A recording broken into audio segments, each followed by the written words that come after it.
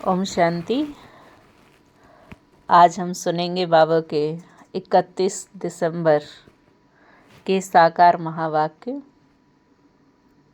आज बाबा ने कहा, मीठे बच्चे, बाप जो रोज रोज पढ़ाते हैं, यह पढ़ाई कभी मिस नहीं करनी है। इस पढ़ाई से ही अंदर का संशय दूर होता है। बाप जो रोज रोज पढ़ाते हैं, यह पढ़ाई कभी मिस नहीं करनी है। इस पढ़ाई से ही अंदर का संशय दूर होता है। आज बाबा ने प्रश्न पूछा है, बाप के दिल को जीतने की युक्ति क्या है? बाप के दिल को जीतने की युक्ति क्या है? तो बाबा ने बताया, बाप के दिल को जीतना है तो जब तक संगम युग है तब तक बाप से कुछ भी छिपाओ नहीं। बाप के दिल को जीतना है तो जब तक संगम युग है तब तक बाप से कुछ भी छिपाओ नहीं। अपने करैक्टर्स पर पूरा पूरा ध्यान दो। अगर कोई पाप कर्म हो जाता है तो अविनाशी सर्जन को सुनाओ। अगर कोई पाप कर्म हो जाता है तो अविनाशी सर्जन को सुनाओ तो हल्के हो जाएंगे। बाप जो शिक्षा देते हैं, यही उनकी दया, कृपा व आशीर्वाद है। तो बाप से दया व कृपा मांगने की बजाय स्वयं पर कृपा करो। ऐसा पुरुषार्थ कर बाप के दिल को जीत लो। ओम शांति। अभी रूहानी बच्चे यह तो जानते हैं कि नई दुनिया में सुख है, पुरानी दुनिया में दुख है। दुख में सभी दुख में आ जाते हैं और सुख में सभी सुख में आ जाते हैं। सुख की दुनिया में दुख का नाम निशान नहीं, फिर जहाँ दुख है वहाँ सुख का नाम निशान नहीं। जहाँ पाप है वहाँ पुण्य का नाम निशान नहीं, और जहाँ पुण्य है वहाँ पाप का नाम निशान नहीं। तो वह कौन सी जगह है? तो एक है सतयुग, दूसरा है कलयुग। यह तो बच्चों की बुद्धि में जरूर होगा ही। अभी दुख का समय पूरा होता है और सतयुग के लिए तैयारी हो रही है। हम अभी इस पतित छीछी दुनिया से उस पार सतयुग अर्थात राम राज्य में जा रहे हैं। नई दुनिया में है सुख, पुरानी दुनिया में है दुख। ऐसा नहीं है जो सुख देता है वही दुख भी देता है, नहीं। सुख बाप देते हैं, दुख माया रावण देता है। उस रावण की एफिजी हर वर्ष जलाते हैं। दुख देने वाले को हमेशा जलाया जाता है। बच्चे जानते जब उसका राज्य पूरा होता है तो फिर हमेशा के लिए खलास हो जाता है। 5 विकार ही सबको आदि मध्य अंत दुख देते हैं। तुम यहाँ बैठे हो तो भी तुम्हारी बुद्धि में यही रहे कि हम बाबा के पास जाएं। रावण को तुम बाबा नहीं कहेंगे। कब सुना रावण को परमपिता परमात्मा कोई कहते हो? कभी भी नहीं। कई समझते लंका में रावण था। बाबा कहते ये सारी दुनिया ही लंका है। यह सारी दुनिया ही लंका है। तो बाबा कहते बता रहे हैं, तो बाबा बता रहे सारी दुनिया ही लंका है। कहते वास्को डी गामा ने चक्र लगाया स्टीमर व बोट के द्वारा। जिस समय उसने चक्र लगाया उस समय एरोप्लेन आदि नहीं थे। ट्रेन भी स्कीम पर चलती थी। बिजली अलग चीज़ है। अब बाबा कहते दुनिया तो एक ही है। नई से पुरानी, पुरानी से नई बनती है। ऐसे नहीं कहना होता कि स्थापना पालना विनाश, नहीं। पहले स्थापना फिर विनाश, बाद में पालना। ये अक्षर राइट है। बाद में रावण की पालना शुरू होती है। वह झूठी विकारी पतित बनने की पालना है जिससे सब दुखी होते हैं। बाप तो कभी किसको दुख नहीं देते। यहाँ तो तमो प्रधान बनने के कारण बाप को ही सर्वव्यापी कह देते हैं। देखो क्या बन पड़े हैं। यह तो तुम बच्चों को चलते फिरते बुद्धि में रहना चाहिए। है तो बहुत सहज, सिर्फ अल्लाह की बात है। मुसलमान लोग भी कहते उठकर अल्लाह को याद करो, खुद भी सवेरे उठते हैं। वह कहते अल्लाह व खुदा को याद करो। तुम कहेंगे बाप को याद करो। बाबा अक्षर बहुत मीठा है। अल्लाह कहने से वर्षा याद नहीं आएगा, बाबा कहने से वर्षा याद आ जाता है। मुसलमान लोग बाप नहीं कहते, वह फिर अल्लाह मियाँ कहते हैं। मियाँ बीवी, यह सभी अक्षर भारत में है। परमपिता परमात्मा कहने से ही शिवलिंग याद आ जाएगा। यूरोपवासी लोग गॉड फादर कहते हैं। भारत में तो पत्थर बित्तर को भी भगवान समझ लेते हैं। शिवलिंग भी पत्थर का होता है। समझते इस पत्थर में भगवान बैठा है। भगवान को याद करेंगे तो पत्थर ही सामने आ जाता है। पत्थर को भगवान समझ पूछते हैं। पत्थर कहाँ से आता है? तो बाबा बता रहे, पहाड़ों के झरने से गिरते गिरते गोल चिकना बन जाता है। फिर कैसे नेचुरल निशान भी बन जाते हैं। देवी देवताओं की मूर्ति ऐसी नहीं बनती। पत्थर काट काट कर कान, मुंह, नाक, आँख आदि आदि कितना सुंदर बनाते हैं। खर्चा बहुत करते हैं। शिव बाबा की मूर्ति पर कोई खर्चे की बात ही नहीं।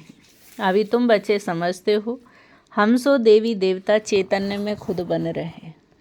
चैतन्य में होंगे तब पूजा आदि नहीं होगी। जब पत्थर बुद्धि बनते हैं तब पत्थर की पूजा करते हैं। चैतन्य है तो पूज्य हैं, फिर पुजारी बन जाते हैं। वहाँ न कोई पुजारी होते, न ही कोई पत्थर की मूर्ति होती। दरकार ही नहीं है। जो चैतन्य थे उनकी निशानी यादगार के लिए पत्थरों की रखते हैं। अब इन देवताओं की कहानी का तुमको मालूम पड़ गया है कि इन देवी देवताओं की जीवन कहानी क्या थी। फिर से वही रिपीट होती है। आगे यह ज्ञान चक्षु नहीं था तो जैसे पत्थर बुद्धि थे। अभी बाप द्वारा जो ज्ञान मिला है, ज्ञान एक ही है परंतु उठाने वाले नंबरवार है। तुम्हारी रुद्रमाला भी इस धारणा के अनुसार ही बनती है। एक है रुद्रमाला, दूसरी है रुंडमाला।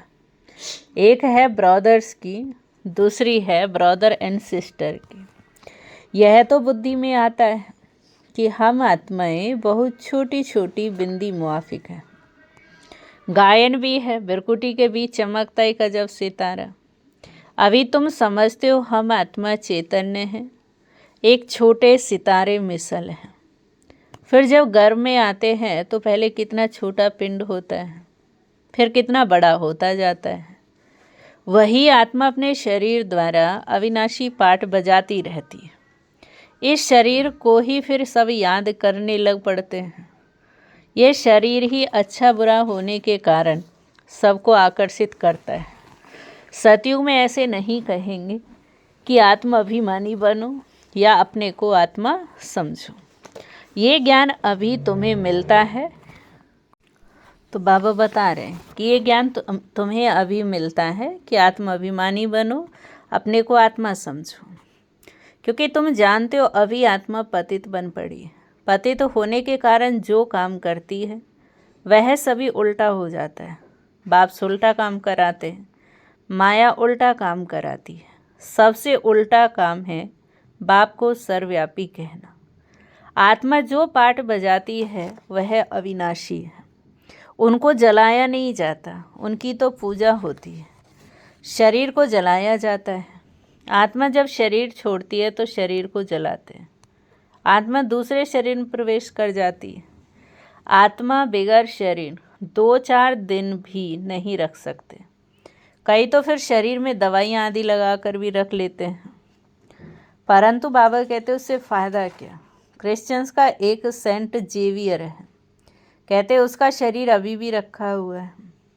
उनका भी जैसे मंदिर बना हुआ है कि इसको दिखाते नहीं हैं, सिर्फ उनके पाँव दिखाते हैं। कहते कोई पाँव छू लेता है तो बीमार नहीं होता। पाँव छूने से बीमारी से हल्के हो जाते हैं, तो समझते उनकी कृपा है। बाबा कहते हैं भावना का भाड़ा मिल जाता है। निश्चय बुद्धि होने से कुछ फ़ायदा होता है।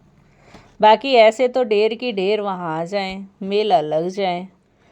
तो बाबा कहते अब मैं यहाँ आया हूँ, फिर भी इतने ढेर नहीं होते। बाबा कहते देखो बाप भी आए, मैं भी आया हूँ, फिर भी इतनी ढेर भीड़ नहीं है। ढेर होने की जगह भी नहीं। जब ढेर होने का समय आता है तो विनाश हो जाता है। यह भी ड्रामा बना हुआ है, इसका आदि व अंत नहीं है। हाँ, झाड़ की जड़जड़ीभूत अवस्था होती है, अर्थात तमो प्रधान बन जाता है, तब ये झाड़ चेंज होता है। कितना यह बेहद का बड़ा झाड़ है। पहले वह आएंगे जिनको पहले नंबर में जाना है, नंबरवार आएंगे ना। सभी सूर्यवंशी तो इकट्ठे नहीं आएंगे, चंद्रवंशी भी सभी इकट्ठे नहीं आते, नंबरवार माला अनुसार ही आएंगे। पाठधारी सभी इकट्ठे कैसे आएंगे, फिर तो खेल ही बिगड़ जाए। यह खेल बड़ा एक्यूरेट बना हुआ है, इसमें कोई चेंज हो नहीं सकती। मीठे मीठे बच्चे जब यहाँ बैठते हो तो बुद्धि में यही याद रहना चाहिए। और सत्संगों में तो और बातें बुद्धि में आती। यह तो एक ही पढ़ाई है जिससे तुम्हारी कमाई होती है। उन शास्त्रों आदि को पढ़ने से कमाई नहीं होती। हाँ, कुछ ना कुछ गुण अच्छे होते हैं। ग्रंथ पढ़ने बैठते हैं तो ऐसे नहीं कि सभी निर्विकारी होते हैं। बाबा कहते हैं इस दुनिया में सभी भ्रष्टाचार से पैदा होते हैं। तुम बच्चों से कई पूछते हैं वहाँ जन्म कैसे होगा, तो बोलो वहाँ तो 5 विकार ही नहीं। यौवल से बच्चे पैदा होते हैं, पहले ही साक्षात्कार होता है कि बच्चा आने वाला है।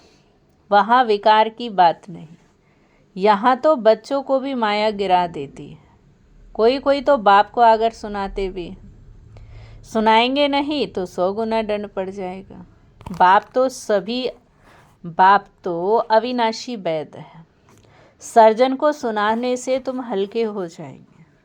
जब तक संगम युग है तब तक बाप से कुछ भी छिपाना नहीं है। कोई छिपाते हैं तो बाप के दिल को जीत नहीं सकते। सारा मदार पुरुषार्थ पर है। स्कूल में आएंगे ही नहीं तो कैरेक्टर कैसे सुधरेंगे। इस समय सबके कैरेक्टर्स खराब है। विकारी पहले नंबर का खराब कैरेक्टर्स है। इसलिए बाबा कहते हैं बच्चों, काम विकार तुम्हारा महाशत्रु है। आगे भी यह गीता का ज्ञान सुना था तो यह सभी बातें समझ में नहीं आती थी। अब बाप डायरेक्ट गीता सुनाते हैं। अभी बाप ने तुम बच्चों को दिव्य बुद्धि दी है तो भक्ति का नाम सुनते हंसी आती है कि हम पहले क्या क्या करते थे। अभी तो बाप शिक्षा देते हैं। इसमें दया, कृपा व आशीर्वाद की बात नहीं। खुद पर ही दया, कृपा व आशीर्वाद करनी है। बाप तो हर बच्चे को पुरुषार्थ कराते हैं।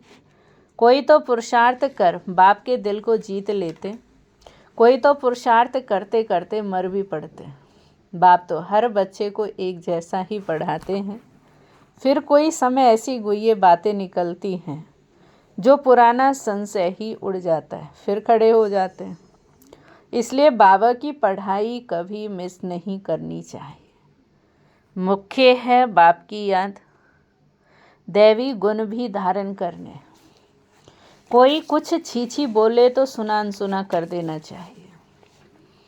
Here no evil, see no evil, आदि आदि बाबा ने कहा। ऊंच पद पाना है तो मान अपमान, दुख सुख, हार जीत सब सहन जरूर करना है। बाप कितनी युक्तियां बतलाते हैं, फिर भी बच्चे बाप का भी सुना अनसुना कर देते हैं तो वह क्या पद पाएंगे। बाबा कहते जब तक अशरीरी नहीं बने तब तक माया कुछ ना कुछ कराती ही रहेगी, कुछ ना कुछ गलतियां करवा देगी, तो माया की कुछ ना कुछ चोट लगती रहेंगी। बाप का कहना नहीं मानते तो बाप का डिसरिगार्ड करते हैं।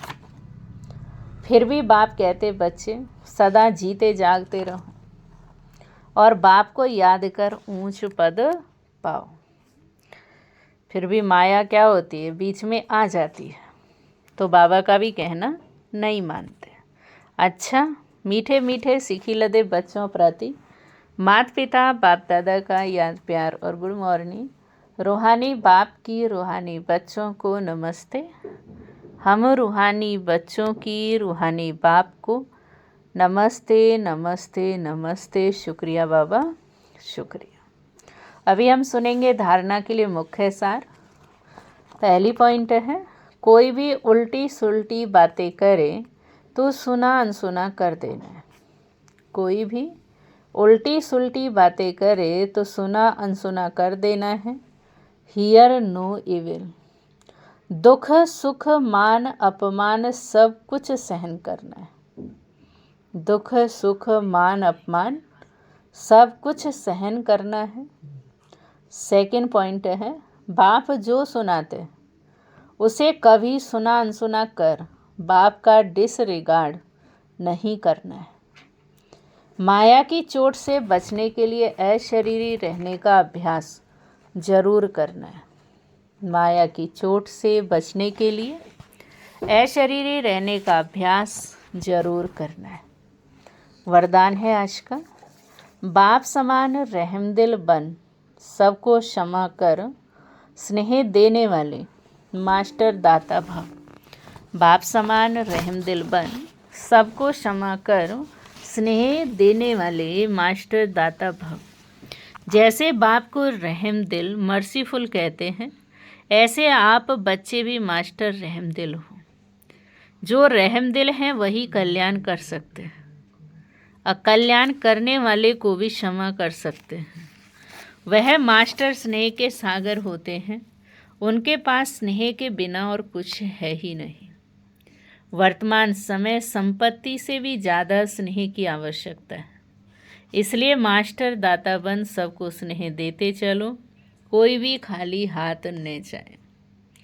स्लोगन है आज, तीव्र पुरुषार्थी बनने की चाहना हो तो जहाँ चाह है वहाँ राह मिल जाएगी।